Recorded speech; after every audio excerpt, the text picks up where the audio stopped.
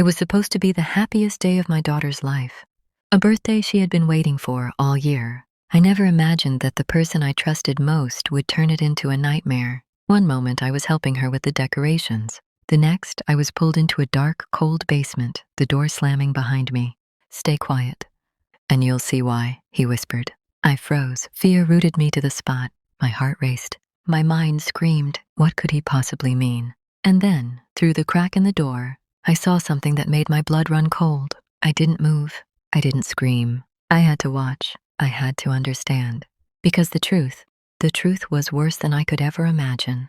Let me tell you what happened that day, and how a single birthday turned into a carefully planned nightmare.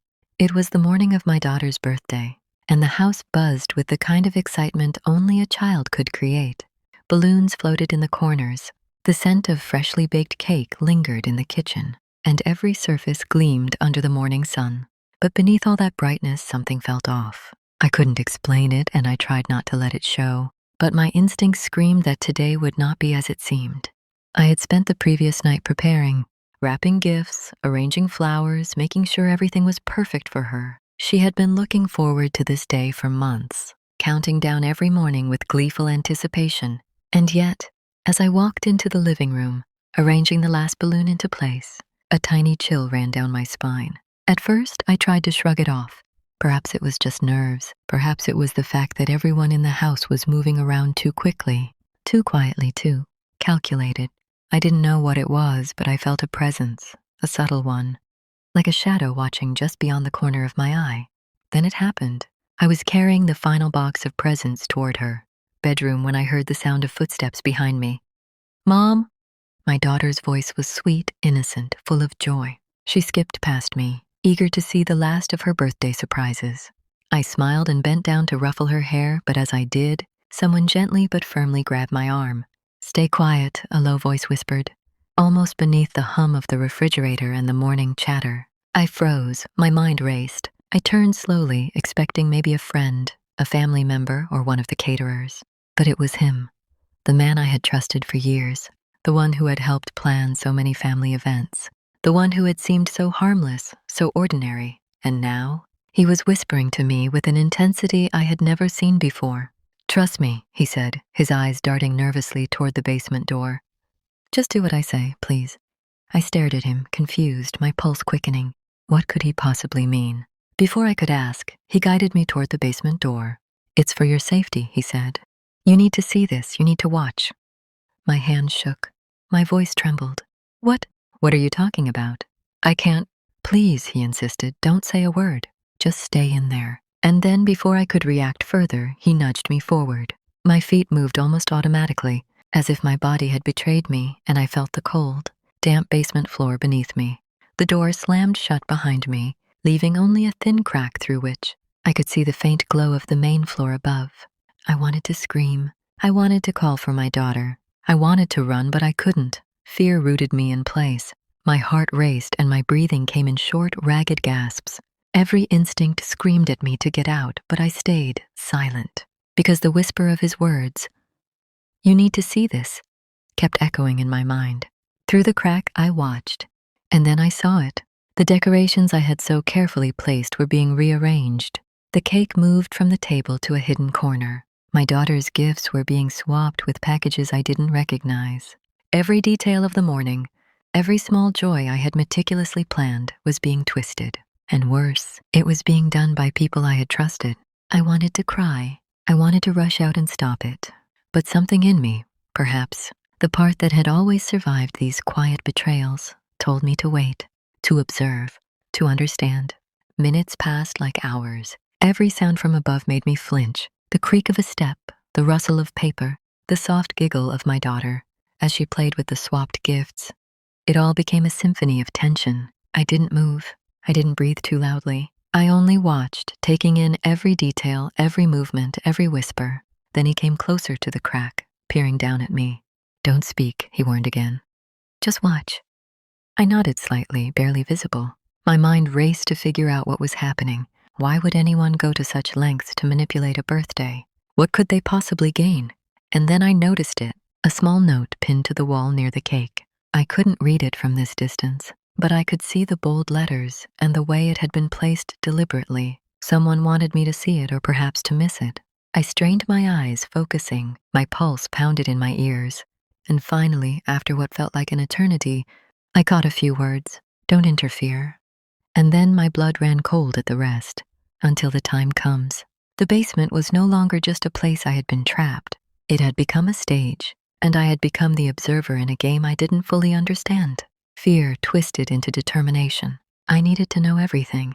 I needed to see every move they made, every secret they tried to hide. I stayed crouched in the corner, heart racing, eyes fixed on the crack. And as I watched, I realized something terrifying. This was not just about the birthday. It was about control, about power, about secrets I had never known existed in my own family and household. Minutes passed. Every small movement above amplified my anxiety. My daughter laughed again, and I felt a pang of guilt for being unable to intervene. But I reminded myself, if I acted too soon, I would lose the opportunity to see the full truth. Finally, I noticed him, the man who had locked me here. He moved carefully, deliberately, checking each detail, and then he paused, glanced down at the crack, and gave me a small, almost imperceptible nod. That nod told me one thing. What I was about to witness would change everything. And so I stayed, silent, hidden, watching, waiting. Because in that basement, in those first moments of terror, I knew nothing would ever be the same again. The basement air was damp and cold, a stark contrast to the cheerful warmth of the party above. My heart still raced, but my mind began to sharpen. Fear was no longer the dominant emotion. It was replaced by awareness. Every creak, every whisper, every movement above was catalogued in my mind. Through the crack, I watched the chaos unfold. The decorations I had so carefully chosen were now rearranged in ways that seemed trivial to a casual observer but were deliberate, calculated. Even the balloons were subtly repositioned, creating a path that guided my daughter toward a hidden corner of the room. I felt a pang of disbelief. Why would anyone go to such lengths on a child's birthday? My daughter's joy was supposed to be the center of this day, and yet I saw how others had twisted every small detail. The man who had locked me here, the one I had trusted, moved with precision. He checked the cake, examined the presents, and whispered instructions to someone whose face I couldn't yet see. There was another figure, lurking in the shadows, perhaps a co-conspirator. Everything was orchestrated, perfectly timed, and yet it was all wrong. I pressed myself against the wall, heart thudding. I felt both helpless and determined. Helpless because I was trapped, determined because I needed to see it all. The truth had to be revealed, and I needed to understand it fully before acting. As I watched, I began to notice patterns. Every smile above, every polite word seemed rehearsed. Every gesture was a calculated part of the act. And then it hit me. They weren't just rearranging the party, they were manipulating me. Every move was designed to keep me calm, to make me believe that everything was fine, while hiding the deeper truth. My chest tightened. I had spent years trusting people, believing in their goodwill, and yet here they were, orchestrating deception under the guise of celebration. The betrayal stung deeply. I felt anger simmering beneath the fear, a quiet, burning rage that refused to surface too soon. Minutes stretched into what felt like hours. I kept silent, hidden in the corner, every sense sharpened to catch the smallest detail. And slowly, piece by piece, the puzzle began to emerge. The hidden packages, the whispers, the deliberate misplacements, all pointed to a single objective. Someone wanted control. Control over the day. Control over my daughter. Control over me. My mind raced. How long had this been planned? Weeks? Months? Were others aware? My instincts told me that this was bigger than a single event. It was a carefully constructed plan, a test, a manipulation designed to see how I would react. I felt my hands clench.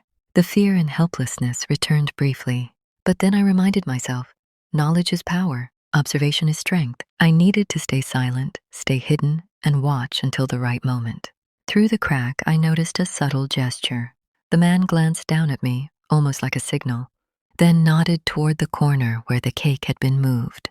My heart skipped a beat. He wasn't aware that I had understood the signal, or perhaps he believed my fear would keep me passive. But I had already observed too much. I was no longer the person who would be easily manipulated. Above, my daughter giggled, unaware of the tension surrounding her. My heart ached at the thought that her happiness was being manipulated for someone else's purposes. And yet, I reminded myself that I had to remain calm. If I acted too soon, if I showed my emotions, the plan could shift, and I might lose the advantage of observation. I pressed my face closer to the crack. Every whisper became amplified. Every small movement above told a story. I began to piece together the motives, the intentions, the relationships that had been hidden beneath the surface of polite smiles and rehearsed greetings. Then I noticed another detail, a note tucked behind one of the decorations. My eyes narrowed. Even at this distance, I could see the careful lettering, the deliberate phrasing. Someone wanted to communicate without being caught. My pulse quickened. I had to know what it said, had to decipher it somehow. I shifted slightly, careful not to make a sound. Using the faint light from above, I traced the letters as best I could. My mind connected the dots, and the realization hit me like a blow. This was not just a birthday party. It was a test of loyalty, obedience, and awareness. I felt a surge of anger, quiet but intense. How dare they assume they could manipulate me? How dare they believe that silence meant ignorance? As the minutes dragged on, I became increasingly aware of my own thoughts, my own strategies. I could see the patterns, predict the moves, and anticipate the next steps. And with every passing moment, my fear transformed into something else, control. I realized that I had been given a gift, a chance to observe, to understand, to gather evidence without anyone suspecting. Every misstep, every signal, every whisper above was now part of my knowledge, my power, and I would use it carefully. Above me, the orchestrators moved as though everything were proceeding perfectly. They had no idea that I had pieced together their plan, that I understood their motives, that I was silently preparing for the moment when I would reclaim control. The basement felt smaller, more confining, but it also felt like a vantage point, a place from which I could see everything clearly, without interference, without distraction. My mind cataloged every detail, every movement, every expression, and I made a silent vow when the time came, they would see that underestimating me had been their greatest mistake. I pressed my hand against the cold wall and took a deep breath. My daughter's laughter floated down from above, mixing with the whispers and movements of those orchestrating the party. My chest tightened with a mixture of love, fear, and determination. I would protect her. I would uncover the truth, and I would ensure that everyone who thought they had control over the day would learn the consequences of underestimating a mother's instinct. The shadows above shifted. The man who had locked me in the basement paused, glanced again at the crack, and smiled faintly, a smile that did not reach his eyes. My heart sank slightly, but I reminded myself he believed I was trapped in fear, silent and powerless. But I was neither. I waited, I watched. I learned. And with every passing second, I grew more certain that I was no longer the observer of events. I was preparing to become the one who would decide their outcome. The basement, once a place of fear, had become a strategic vantage point. And in that quiet, tense space, I understood a critical truth. Fear could be transformed into awareness, and awareness into power. Cliffhanger to end, part 2. As I focused on the shadows above, I noticed something I hadn't before, an envelope, carefully placed on the table next to my daughter. It was addressed to me. My pulse quickened. Who had left it? And what secret did it contain that could change everything? I pressed my face closer to the crack, my eyes widening as I realized the story of this birthday was far from over, and the secrets it held would leave me speechless. The basement air had grown heavier, almost suffocating. As I remained pressed against the cold wall, my mind raced, piecing together everything I had seen from my hidden vantage point. The envelope, carefully placed on the table next to my daughter, burned in my memory. I could feel its presence through the crack, and I knew that its contents were crucial, a key to understanding the full scope of what had been orchestrated against me. Above, the sounds of celebration continued. Laughter, footsteps, the soft clatter of dishes, all carefully choreographed. Every smile I saw from the orchestrators above was deliberate, every movement calculated. They thought they controlled the day, that I was powerless in the basement. They were wrong. I crouched lower, straining to see through the crack. My daughter's excitement filled the room, and I felt a pang of guilt. I wanted to rush out, to embrace her, to tell her that everything was fine, but I knew that acting too soon would ruin the opportunity to uncover the full truth. I had to wait. I had to watch. And then it happened. The man who had locked me in the basement approached my daughter with a forced smile. In his hand, he held a small package. My heart tightened. Every fiber of my being screamed that this was not an innocent gift. The way he moved, the careful attention to detail, the hushed tone of his whispers. It was all too deliberate. I watched, frozen, as he handed the package to my daughter. She accepted it with bright eyes, oblivious to the tension that hung in the air. I could see the carefully written card attached. My instincts told me that it contained instructions, a message, a secret intended for someone other than her. I pressed myself closer to the crack, my pulse pounding. Fear, anger, and determination merged into a single focus. I needed to understand every move, every plan, every secret. Suddenly, a sound caught my attention. Another figure had entered the room. Someone I hadn't noticed before. Their presence was subtle, almost ghost-like, but their intentions were clear. They moved with precision, glancing around to ensure no one noticed their actions. They were placing something under the table, something small and significant. I narrowed my eyes, my mind racing to anticipate their next move. Every gesture above me was deliberate, every whisper a thread in a web I had yet to fully unravel. I realized then that this birthday was not about celebration. It was about control, manipulation, and secrecy. Minutes dragged on. The orchestrators above continued their careful dance, completely unaware that I had pieced together most of their intentions. I pressed my hand against the wall, grounding myself, reminding myself that knowledge was power. Each small detail I observed added to my understanding, and with every observation my resolve grew stronger. My daughter's laughter echoed through the room. She had no idea that the carefully constructed plan above was designed not for her happiness but for someone else's gain. My chest tightened with a mix of sorrow and fury. I reminded myself to stay silent. Any premature move would jeopardize everything. And then I saw it, the envelope. My eyes widened. Someone had left it in plain sight, yet I had only now noticed its significance. The handwriting was unmistakable, deliberate, and threatening. Whoever had placed it there had expected me to see it eventually, but they underestimated my awareness. I focused on the envelope, my mind racing. What secrets did it hold? Who had orchestrated this plan? And most importantly, what was their endgame? As I watched, the tension above reached its peak. The man who had locked me in the basement now approached the table where my daughter stood. He leaned down, his face close to hers, whispering something that I could not hear. My hands clenched. I wanted to leap through the crack, to protect her, to confront him. But I reminded myself I had to see the full picture first. The other figures moved closer, circling the room. Their movements synchronized, rehearsed. I realized then that I was witnessing a performance, a carefully staged scene designed to manipulate, deceive, and control. My pulse quickened. Every second brought me closer to understanding the truth, but also closer to the moment when I would have to act. And then the envelope moved. Someone had taken it. My stomach twisted. I knew instinctively that whatever was inside could change everything, for my daughter, for the orchestrators, and for me. I pressed my face closer to the crack, straining to see. The person who had taken the envelope opened it carefully, revealing its contents. My eyes widened as I recognized the writing, the instructions, the subtle manipulations laid out in black and white. It was worse than I had imagined. Every suspicion I had, every intuition, was confirmed. The orchestrators had not only planned to control the day, but to manipulate my perception, my actions, and my emotions. Every detail of the morning had been calculated to hide the truth from me. Until now, I felt a surge of adrenaline. The basement no longer felt like a trap. It was a vantage point, a strategic location from which I could observe and plan. I realized that I had an advantage. I knew everything. I had seen every move, every whisper, every gesture. I was no longer a passive observer. I was preparing to act. The orchestrators above continued their dance, unaware of my awareness.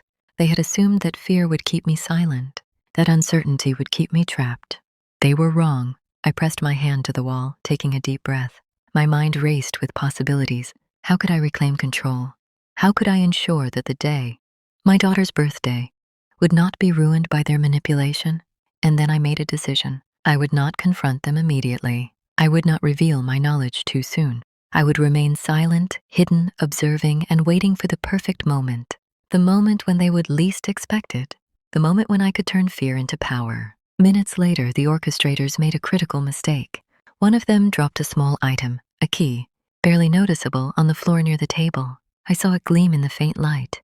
My mind raced. This key could unlock the basement door. This key could give me the chance to intervene. But I paused. I had to think carefully. Acting too soon could alert them, ruin my advantage, and put my daughter at risk. Patience was my ally now. Observation and careful planning would ensure success. The morning continued, each second building suspense. The orchestrators moved with precision, but now I saw every pattern, every rhythm, every signal. I could anticipate their next actions before they occurred. The basement that had once seemed like a prison was now a control room, a place from which I could dictate the eventual outcome.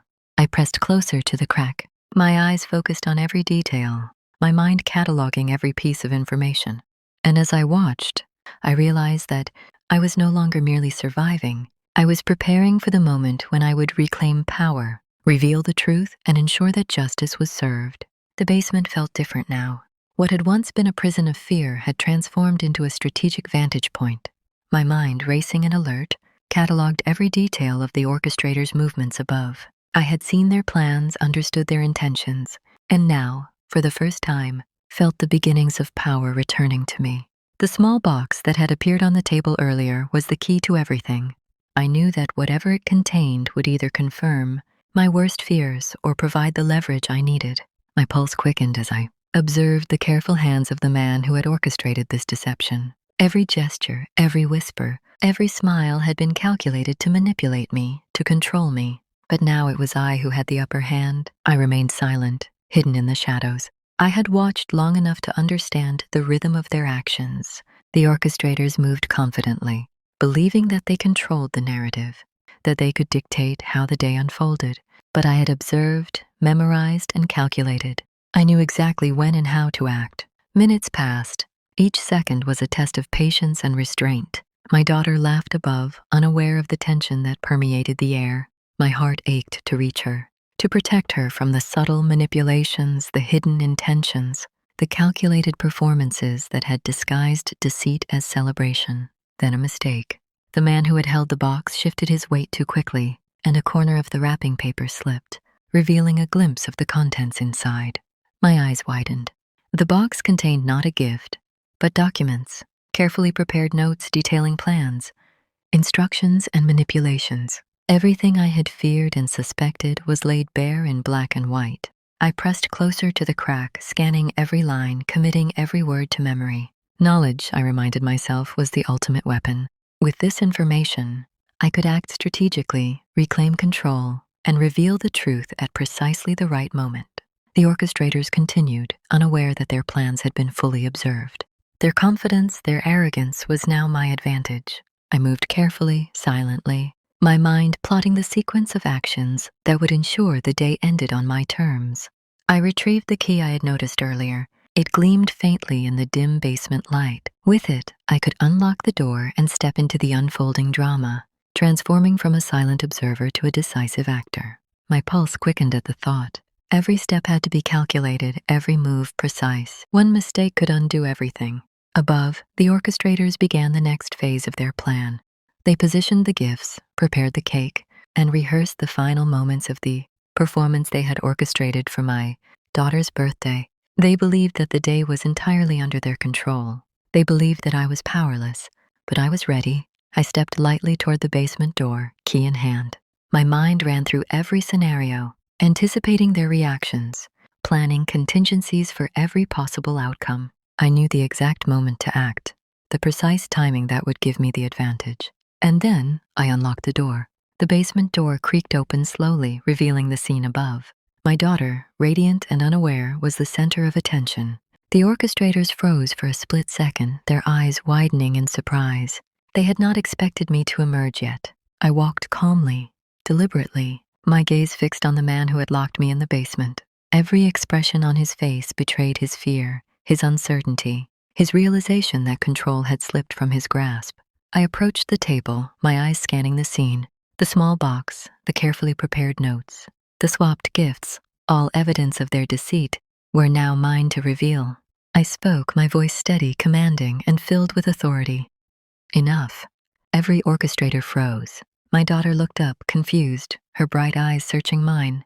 I bent down to her, whispering, "Stay here, honey, watch." The man who had held the box stammered, trying to explain, to justify, to manipulate, but I was prepared. I produced the notes, the instructions, and the evidence of every deceitful action. I revealed the true intentions behind the orchestrated chaos, exposing their manipulations one by one. Shock rippled through the room. The orchestrators had not anticipated this. Their careful plans, their rehearsed gestures, their controlled performance, all crumbled under the weight of the truth. I guided my daughter to the center of the room, ensuring that she remained safe and unaware of the full scale of the manipulation. My focus remained on the orchestrators, who now shifted uneasily, realizing that their game had been dismantled. I spoke again firmly and clearly. You thought you could control this day. You thought I would remain silent, powerless, and afraid. You were wrong. Their faces registered disbelief, fear, and finally resignation. Every move I had observed, every secret they had tried to hide, was now laid bare. The power dynamic had shifted entirely. I turned my attention to the cake, the gifts, the decorations, symbols of what had been manipulated. Slowly, carefully, I restored everything to its rightful place, ensuring that my daughter's birthday remained her own, free from deceit. Each action was deliberate, each gesture reclaiming control that had been stolen from us. Above all, I maintained composure. My daughter's laughter returned, pure and joyful, unaware of the storm that had been quietly dismantled around her. And in that moment, I understood the full measure of power. Silent observation, patience, and strategic action could overcome even the most calculated deception. The orchestrators now understood their place. They had underestimated me, the silent observer in the basement. And in underestimating me, they had surrendered the control they had so carefully sought to wield. I addressed them one final time. This day belongs to my daughter. Nothing you planned, nothing you schemed will take that away. Remember this moment. They had no response. Their carefully constructed plans were meaningless. The power had shifted, and I had ensured that the truth was clear. I held my daughter close, watching her open her gifts, cutting her cake, and laughing freely. The orchestrators faded into the background, their influence dissolved. And in that moment, I realized something crucial. True control did not come from manipulation or secrecy. True power came from awareness, patience, and the courage to act decisively when the time was right. The basement, once a prison of fear, had been my vantage point, my training ground, my preparation. And now, as the birthday celebrations continued around us, I knew that the orchestrators had learned a lesson they would never forget. As the day ended, I looked at my daughter's joyful face and whispered to myself, "You can try to hide the truth, but it always finds a way to be revealed. And when it does, the ones who underestimate it pay the price."